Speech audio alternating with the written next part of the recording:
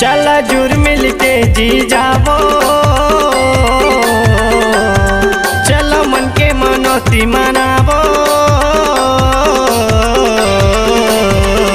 पिंडरी तालाब माँ जी डुबकी लगावो, पिंडरी तालाब माँ जी डुबकी लगावो। चला जुर मिल के जी जावो, चलो मन के मनोती मनावो। पिंडरी तालाब माँ जी डुबकी लगावो, पिंडरी तालाब माँ जी डुबकी लगावो।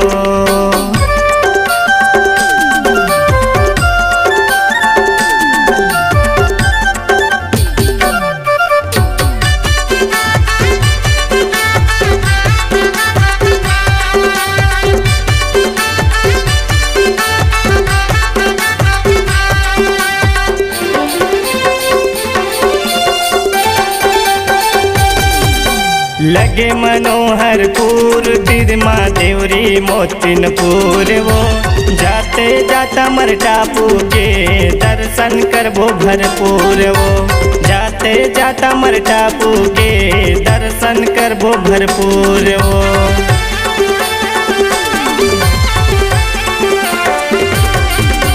लगे मनोहरपुर तिरमा देवरी मोतिनपुर वो, जाते जाता मर टापू के दर्शन करबो भरपूर वो, जाते जाता मर टापू के दर्शन करबो भरपूर वो। चला सत्य के ध्वजा लहरावो, चला जुर मिल के जी जावो।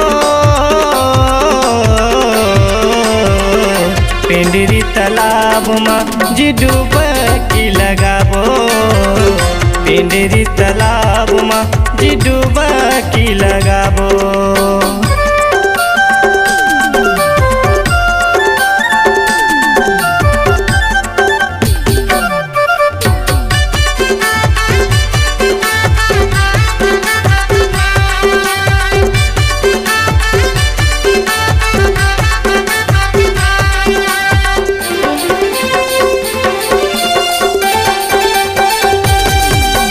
सबो बीमारी दूर होही पिंडरी तालाब माँ, बाबा जी के नाम जपो जय सतनाम गा, बाबा जी के नाम जपो जय सतनाम गा।